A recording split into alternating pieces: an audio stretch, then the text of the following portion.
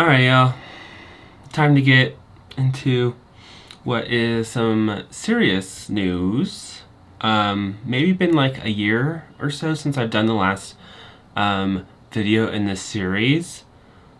But, we are finding ourselves in a situation this year where it is relevant. I mean, some of these topics is more and more relevant as, I feel like another title for this series could be how we know our leaders suck and how they have no, or I guess the Republican Party right now has no context for history, but instead still wants to get us into conflicts and mess with the world. And there's layers to this conflict. The previous rulers were not kind people, and they did terrible things. That said, there's just something also tragic about how things have been handled, and what are the solutions? Like, I'm going to propose some. Are they the same that the government would propose? Probably not. But, we have to think, how do we make this better for the people impacted? How do we make it so we're not wasting billions of dollars, making a situation worse? And what are the paths forward? So I felt inclined to make the next video in this series where we're going to be talking a bit more today on peace and the potential for it, but also share context of where we're at right now with the conflict in Iran and what can be done. Click. Okay. Coming up with solutions is not possible without historical context. And so we're going to go back a little bit into Iran and where the country was at, and come at it from a time period before, the US got involved, but not necessarily before other world powers got involved. This part of the world goes back history, thousands of years, and the situation in which unnecessary country is here in what was different city-states, different tribal groups, different groups kind of came along over time. But has been interlocked with outside countries having say and impact into what's happened here. Going back about 100 years, I believe it was like 1908 or so, the finding of oil reserves made it more of an interest to the UK and to Russia.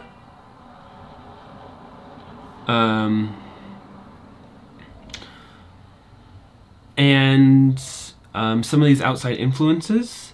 But over time was created a constitution, a sort of document to lead the country, and had diplomatic elections. In that like 50s range, getting to that point until the US and UK and fear of the Cold War pushed CIA to get involved. I don't know if it pushed them necessarily. They were wanting to get involved. They saw a democratically elected leader who had brought up the potential for nationalizing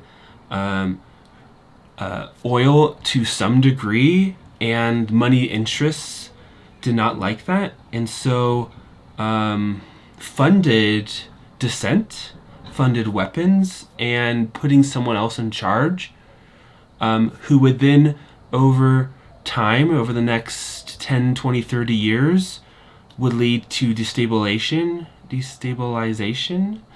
and the overthrowing of the person put in place in power, and to a point where a religious leader would come into power.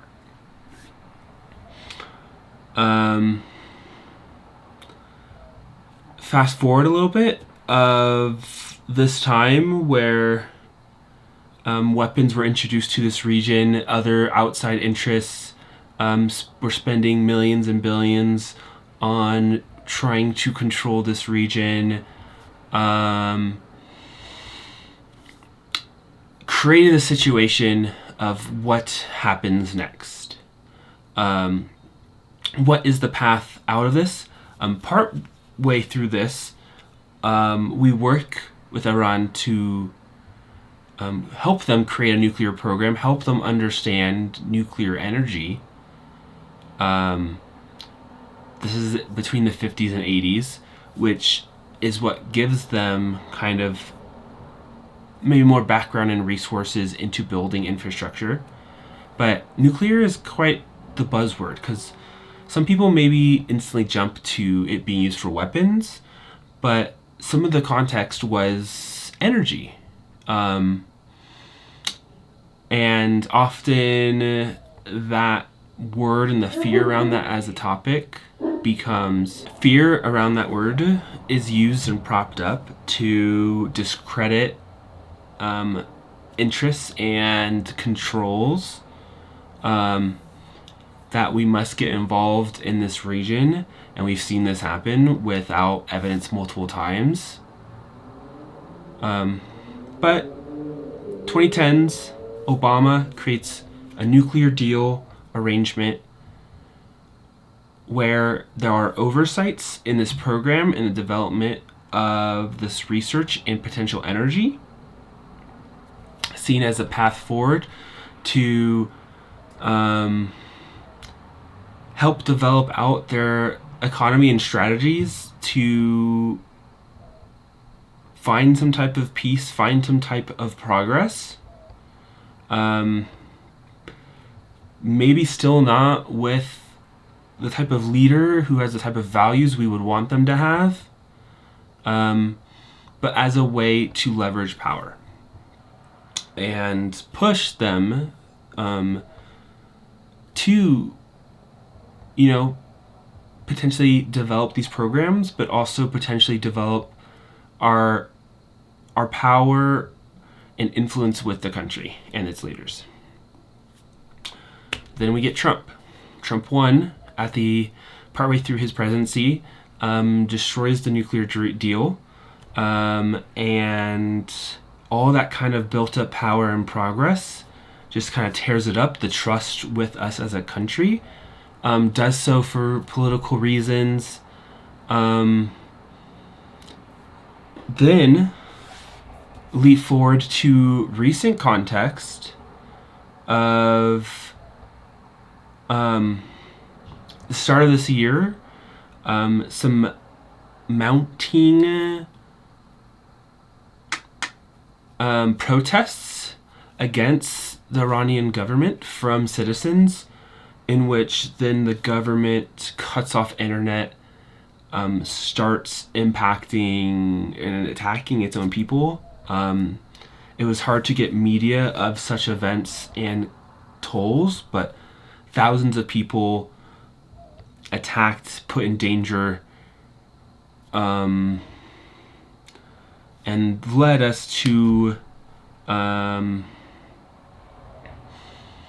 within the last month, the U.S.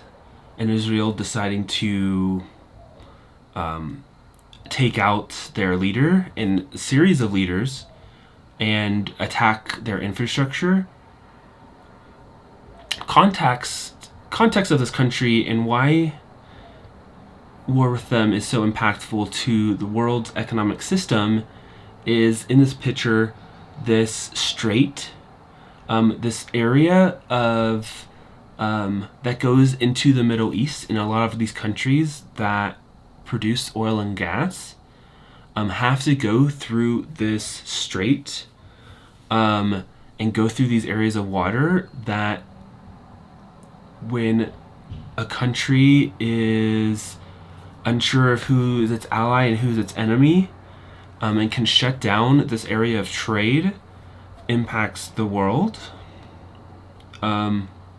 It's also an area of a lot of different airspace coming and going. And now in a situation where we are like daily using millions of dollars of bombs in a conflict that is of Donald Trump's own making, and yet is trying to claim, quick victory over or some type of high ground when it's really likely the oil and gas industry, and maybe Israel, that is most to benefit from this situation. But in the short term, because destroying oil and gas depots puts carbon in the atmosphere. That's a long-term issue. Destabilization of countries and infrastructure, that is a long-term problem. Pissing people off because you are killing their family members, and bombing the areas around them is a long-term issue, not just for the people who are traumatized and going through it, but potentially as security threats as you take away the path of peace and support for one of violence. And so, U.S. history in all this is one of chaos, bringer of weapons, and scheming for oil control in this area. One podcast that helped me understand America's role in this is by Diabolical Lies. They have an episode called The Rise and Fall of Capitalism, in which they really showcase that how, since World War II, when another country is showing progress, and doesn't follow the same capitalistic structure of values that we have, capitalism gets involved to get rid of any potential threat. And so sometimes there's rhetoric around communist countries, socialist countries, not being able to do it like a capitalist country, but that's only because capitalism gets its dirty hands involved and almost always works to overthrow or destabilize and mess with the situation at hand. And this is another one of those times. And I think U.S. has had to play with the last 50 years and how it got so bad. And maybe an argument that what Iran was doing to its people was worth getting involved, and maybe taking out a leader or maybe doing something. But the shadiness of how the government is going about it, how the U.S. government is going about this, and the continued attacks without trying to bring stabilization, and destroying of infrastructure, killing of innocent people, this is a terrible way to have gone about this. Okay. How we know our leaders in the U.S. and likely of Israel, though I don't know maybe as many of the specifics, but at least here in the U.S., how we know our leaders suck and have played into the part of this. I already kind of went through how the destroying of the nuclear deal is what set up some of this instability and goes back even further. But to this modern day conflict, what's going on right now, they don't have a clear point or plan.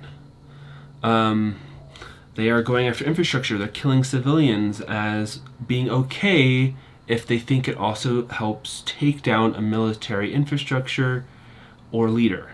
Sometimes they are missing. And that leads to more resentment and frustration and anger towards us as a country. And traumatizing people who are just trying to get by. Not only that is we're putting billions into this, and I saw just the other day that they're asking for 200 billion more to continue to buy and produce bombs that is money that could be going to building up ourselves as a country and supporting domestically with many different issues that we're struggling with right now. We are escalating a situation from a supposed ally who is attacking multiple countries at this point, and killing civilians who we should be more in a better situation to push back on what they're trying to do and their methods, but seemingly are fine doing their own thing and not listening to us. And additionally, there's this political thing called soft power. So there's soft power and there's hard power. Hard power is the military, the threats, pushing things with your ability to escalate a situation over someone else. Soft power, something that especially Donald Trump 2.0 has been destroying, is kind of the soft negotiating power of like, hey, maybe we support your country by providing you medicine, or we provide aid in water filtering and different ways to improve your country and programs that allow your citizens to immigrate. There's all these different ways you can build soft power and trust with both leaders of a country and the citizens. And we are just burning it in record speed. We got rid of USS Aid, or the organization that was doing pro-public benefits and investment into other countries through programs that provided medicine and other things. We are putting tariffs and using economic violence and pushing of people,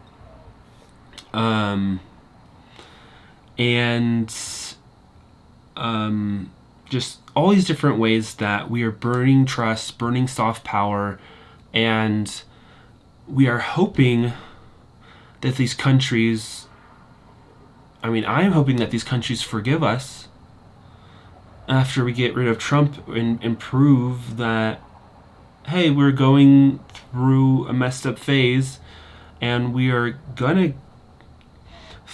figuring this out and we're gonna put in better leaders, and we're hoping some of that soft power comes back.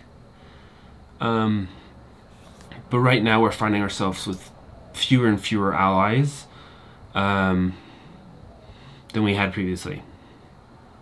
And kind of just leads to the part of I am sorry, world. We could be helping contribute to worldwide conflicts and issues we are all facing. But we're going through some issues, going through some bot politicians on both sides that have led to this point where the U.S. is fighting for what it believes in, and so many people are hurt as we go through that, that we're not prepared for it or did not see this coming. And we gotta hope that we turn things around quickly with the midterms, but additionally, that there are things we can do to build back trust, But I think it starts with the midterms on the world stage, because maybe there's a pathway for some of these people in government right now in leadership to be better, but I very little hope that is going to happen in their terms, and that we're just going to need to switch leaders over time, and that after the midterms can build momentum towards that vision. Okay, almost done. Actual solutions.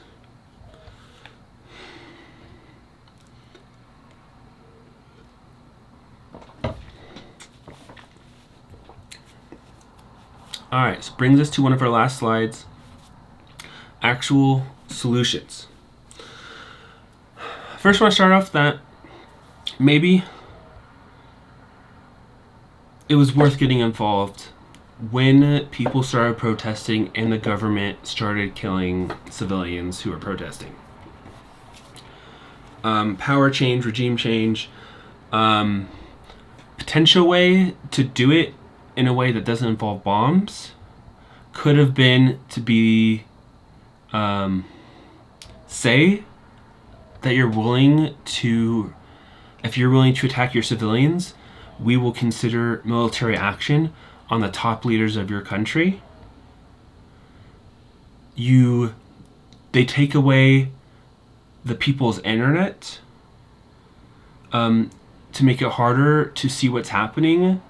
You bring in Starlink satellites. You say, Elon Musk, wouldn't you like to bring peace into the world? Bring in satellites, bring in ability for people to report what's happening on the ground, and leverage your power and bring in resources to stop the internal fighting and try to find a way forward. And if that continues, and where there's a chance where you can take out a leader with minimal to no civilian casualties, you go for it and be like, hey, this is where we stood, military leaders, on you. And you present your demands. You present that civilians are allowed to protest without being shot in the street, or that going after women and children with attacks or going after schools is not okay, and you work with the country's new leadership to change things. I'm not against getting involved if a tyrannical government is killing its civilians en masse. That is fine, and I think if that was the only reason in their press conferences, Trump said getting involved, got in, got out, monitored the situation, provided food, provided internet to make sure nothing ongoing was done, and created dialogue with the people who lived there, did not destroy important infrastructure, there is a path from the point we were at. Obviously, if we go back further enough, I think we don't even get into the situation in the first place. Secondly, we're spending money in a terrible way. I wrote a piece, maybe this was about 5 years ago at this point, about how under 100 million, or for under 100 billion, you could solve world hunger.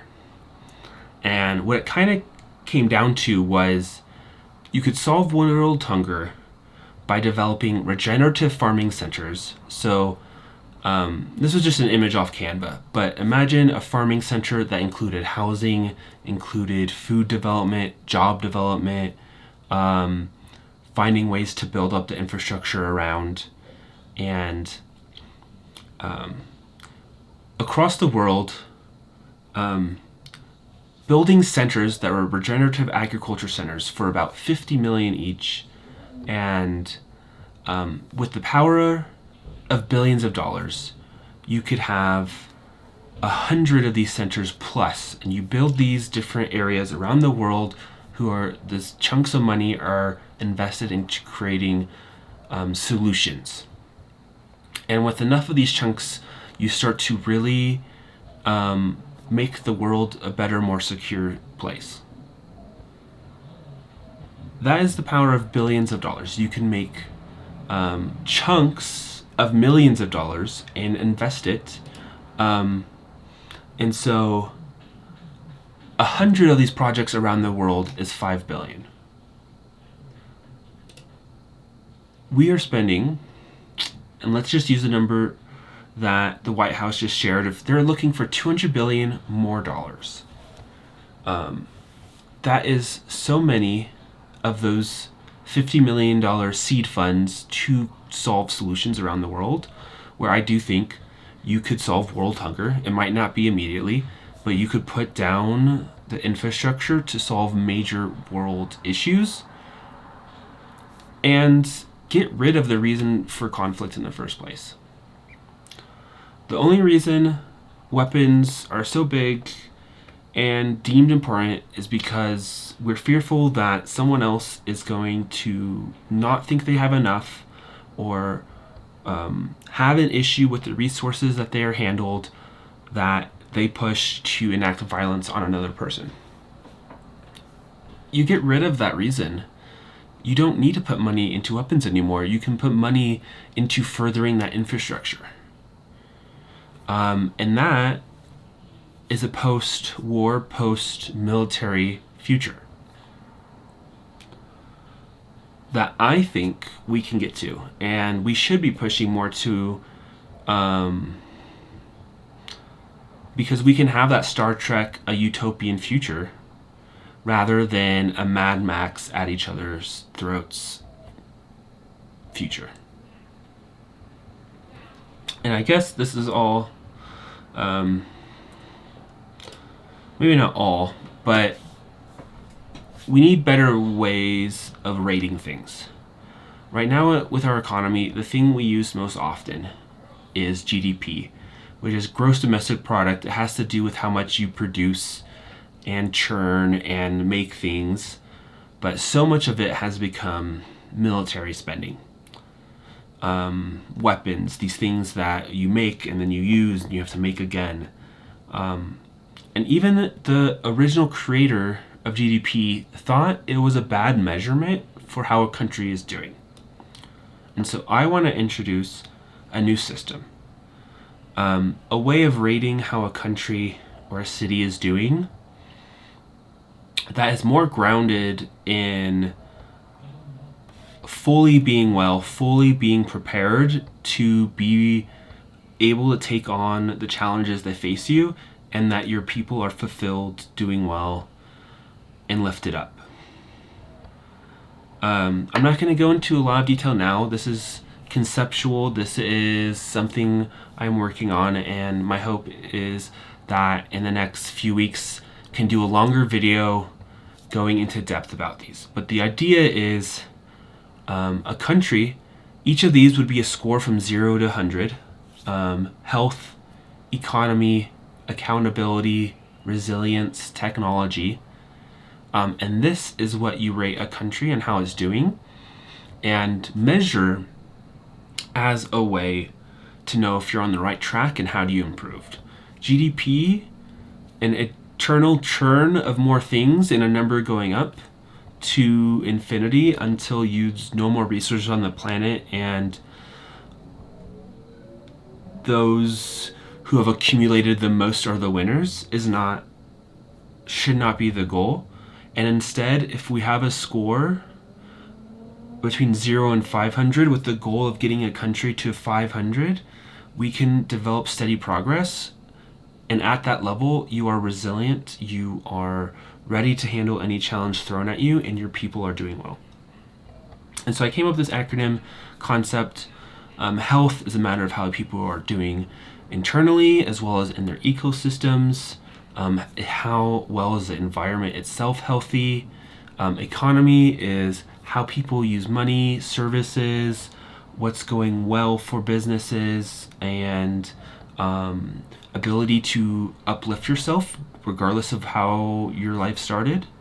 Accountability kind of touches on how government and business leaders get into power? How are people following the law? How well are things created so that things are fair and that people who do wrong are able to make things right and or removed from positions of power? Resilience, how are you able to keep going, keep things uplifted? How ready are you for some of the issues coming your way? And technology, this ability to create tools and solutions that make lives easier for people, and create solutions to make society safer, more secure for the long term. And so stay tuned is kind of the message, because I'm going to have to develop this out a little bit more. But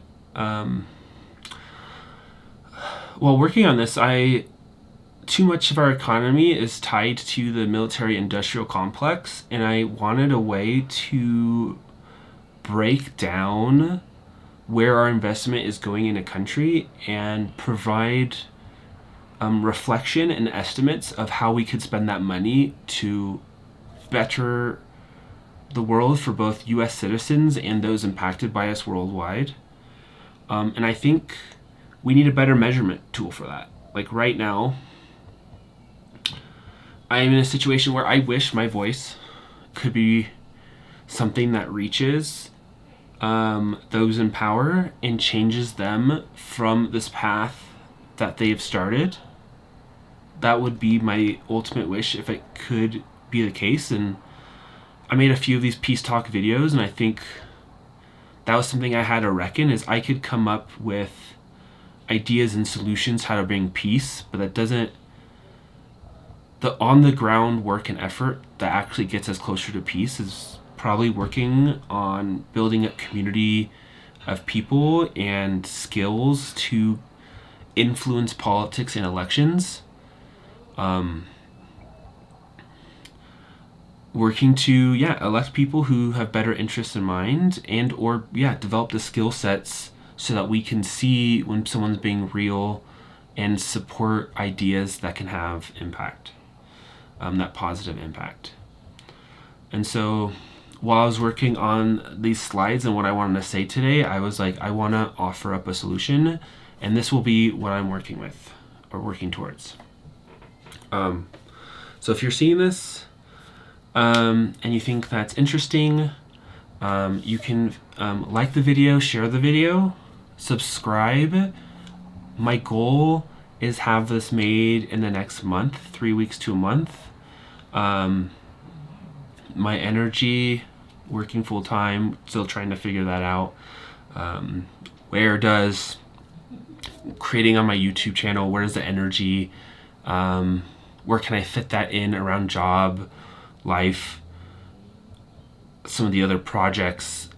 And this, is a place I like putting my creativity. I think we can solve the issues ahead of us, and right now we're just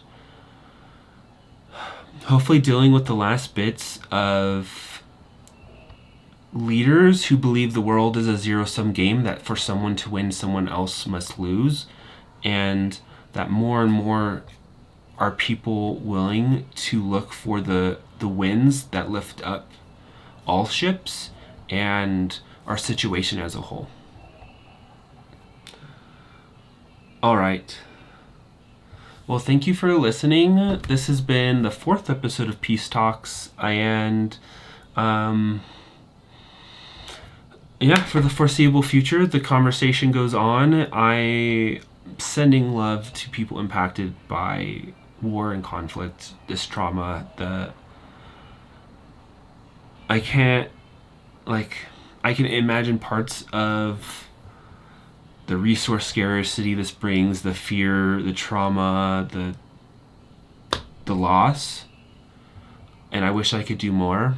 And for now, I'm just going to work to use my voice to see my dogs agree. Thank you for watching, sticking around. hearing what I have to say. Going to work to continue to put out content, talk about solutions. My heart goes out to those impacted who have family in the area, who are living through this, who are just trying to survive and are not in these seats of power.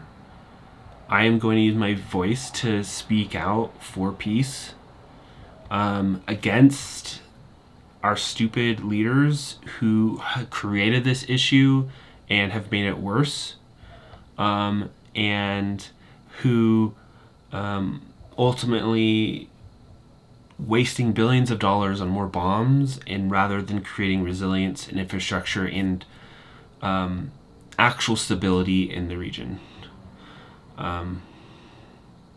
Thank you for watching. My name is Braden Miguel. This is the Community Driven channel. Till next time, sending love and positive energy and praying for US to get its shit together. Thank you for watching.